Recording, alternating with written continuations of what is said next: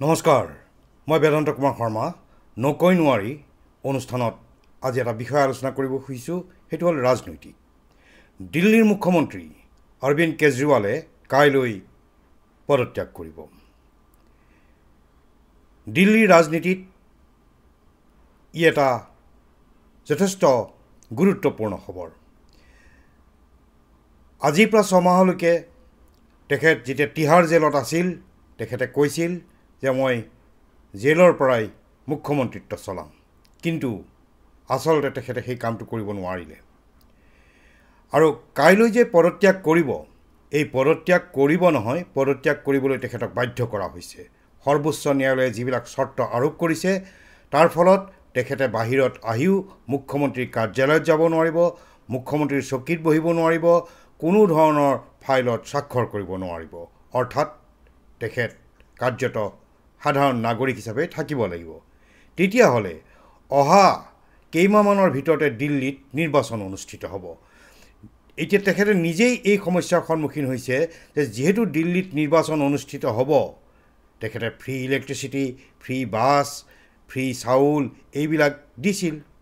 এতিয়া যেতিয়া নিৰ্বাচন সন্মুখত আছে, তেনে কোনো আঁচনি যদি ল'বই নোৱাৰে, কাৰণ মুখ্যমন্ত্ৰীৰ আসনত বহিব নোৱাৰে, মুখ্যমন্ত্ৰীৰ কাৰ্যালয়ত যাব নোৱাৰে, তেনেহ'লে তেখেতে কি কৰিব পাৰিব? কেবিনেটৰ বৈঠকো মাতিব নোৱাৰে।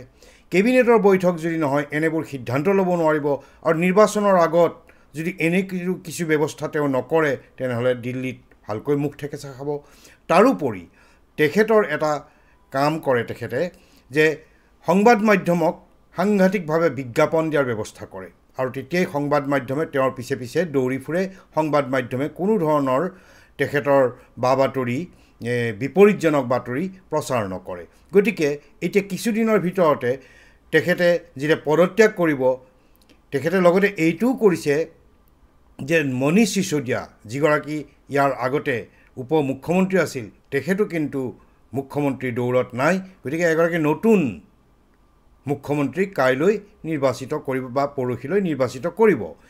মোৰ মনে ধৰে তেখেতে মুখ্যমন্ত্ৰীৰ আসনখন এৰাতকৈও এই ছিছমহলটো এৰিব নোখোজে। গতিকে সুনীতা কেজৰিৱাল তেখেতেই নিশ্চয় মুখ্যমন্ত্ৰী হ'ব বুলি মোৰ মনে ধৰে।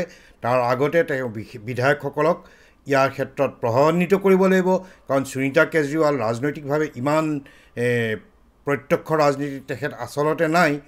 গতিকে এই বিধায়কসকলক সন্মতি কৰাৰ পিছত তেওঁ সুনীতা কেজৰিৱালকেই পৰৱৰ্তী মুখ্যমন্ত্ৰী হিচাপে নিশ্চয় নিৰ্বাচিত কৰিব। কাৰণ দিল্লীত কেজৰিৱালৰ চৰকাৰ চলি আছে, এই কথাটো ক'ব লাগিলেও কেজৰিৱালৰ পত্নীয়েই মুখ্যমন্ত্ৰী হ'ব লাগিব। নহ'লে কালি যদি আতিশী মাৰ্লিনা হয় বা ভৰদ্বাজ হয়, সৌৰভ ভৰদ্বাজ, তেতিয়াহ'লেতো চৰকাৰখন বেলেগৰ হৈ যাব। গতিকে কেজৰিৱাল চৰকাৰ চলি আছে, কেজৰিৱাল চৰকাৰে বৰ্তাই ৰাখিব তেখেতে। আৰু তাতোকৈ ডাঙৰ কথা যে এই যে ছিছমহলটো, এই ছিছমহলটো তেখেতে এৰিব নোখোজে। কাৰণ মুখ্যমন্ত্ৰী হ'লে মুখ্যমন্ত্ৰীয়ে সেই বাসভৱনটো পায়।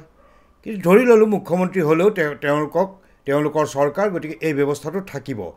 কিন্তু তেওঁলোকৰ ৰাজনীতিৰ চাতুৰতাটো দেখি আচৰিত হওঁ। তেখেতসকলৰ সংবাদ মাধ্যমত আহি প্ৰতিগৰাকী বিধায়কে কৈছে, ভাৰতীয় জনতা পাৰ্টীৰ যদি ক্ষমতা আছে, একেলগে মুম্বাই, ঝাৰখণ্ডৰ লগত নিৰ্বাচন অনুষ্ঠিত কৰক। সেইটো আকৌ কেনেকুৱা কথা? ঝাৰখণ্ড, মুম্বাইৰ লগত নিৰ্বাচন কৰিব নালাগে। তোমালোকে কালি মুখ্যমন্ত্ৰী হোৱা, মুখ্যমন্ত্ৰীৰ কেবিনেট এখন মাতা, কেবিনেটখন মাতি বিধানসভা ভংগ কৰি দিয়া। বিধানসভা ভংগ কৰা কামটো তোমালোকৰ। আৰু বিধানসভা যেতিয়া ভংগ হ'ব, পোনপটীয়াভাৱে নিৰ্বাচন হ'বই, সেইটোত আৰু সন্দেহ নাই একো। গতিকে মই এইটোৱে ভাবিছোঁ যে কেজৰিৱালে তেখেতৰ পত্নীকেই মুখ্যমন্ত্ৰী হিচাপে নিৰ্বাচিত কৰিব। কাৰণ নিৰ্বাচিত কৰিলে মুখ্যমন্ত্ৰীগৰাকী যিহেতু সদনৰ সদস্য নহয়, 6 মাহৰ ভিতৰত নিৰ্বাচিত হ'ব লাগে। যিহেতু বিধানসভা নিৰ্বাচনলৈ 6 মাহো নাই, গতিকে তেওঁ নিৰ্বাচনৰ সন্মুখীন হ'বও নালাগে। গতিকে তেনে এটা পৰিৱেশত সুনীতা কেজৰিৱালেই উপযুক্ত ব্যক্তি হ'ব বুলি নিশ্চয় তেওঁলোকে বিবেচনা কৰিব, আৰু সুনীতা কেজৰিৱালকেই তেওঁলোকে মুখ্যমন্ত্ৰী নিৰ্বাচিত কৰিব। কিন্তু তেখেতসকলে কোৱাৰ দৰে এই যে ভাৰতীয় জনতা দলে ষড়যন্ত্ৰ কৰি তেখেতক মুখ্যমন্ত্ৰীত্বৰ পৰা আঁতৰাই ৰাখিছে, এই কথাটো যে মিছা, সেই কথা প্ৰমাণ হৈ গ'ল। কাৰণ সৰ্বোচ্চ ন্যায়ালয়ে তেখেতক এগৰাকী অপৰাধী বুলি বিবেচনা কৰিয়েই যিবিলাক চৰ্ত আৰোপ কৰিছে সেই চৰ্তবিলাকৰ জৰিয়তে তেখেতে মুখ্যমন্ত্ৰীৰ কাৰ্যালয়তো যাব নোৱাৰে, মুখ্যমন্ত্ৰীৰ আসনতো বহিব নোৱাৰে, মুখ্যমন্ত্ৰী হিচাপে এটা ফাইলতো স্বাক্ষৰ কৰিব নোৱাৰে। ভাগ্য ভাল যে তেওঁ আৱাস খালী কৰিব লাগিব বুলি সৰ্বোচ্চ ন্যায়ালয়ে সেই নিৰ্দেশ নিদিলে, অন্ততঃ তেওঁৰ শীৰ্ষমহলটো ৰক্ষা পৰিল। সেইকাৰণে ভাবোঁ অৰবিন্দ কেজৰিৱাল ভাৰতীয় ৰাজনীতিত আটাইতকৈ এগৰাকী মিছলীয়া ব্যক্তি আৰু তেখেতৰ কোনো ধৰণৰ কথাতেই আমি পতিয়ন যাব নালাগে। কাৰণ তেখেতে কি শপত খোৱা নাই, নিজৰ ল'ৰা ছোৱালীৰ নামত শপত খাই তেখেতে কৈছে। তেখেতে কংগ্ৰেছৰ লগত আমি মিত্ৰতা নকৰোঁ বুলি কৈছে। তেখেতে নিৰাপত্তা, গাড়ী এইবিলাক একো নলওঁ বুলি সকলোবিলাক লৈছে, অথচ তেওঁ 85 লাখ টকীয়া পৰ্দা লগাইছে। এইবিলাকৰ ফলতেই এইটো প্ৰমাণ হয় যে অৰবিন্দ কেজৰিৱালৰ দৰে এগৰাকী মিছলীয়া ব্যক্তি কেতিয়াও ভাৰতীয় ৰাজনীতিৰ বাবে শুভ লক্ষণ নহয়। আজিলৈ ইমানেই, ধন্যবাদ।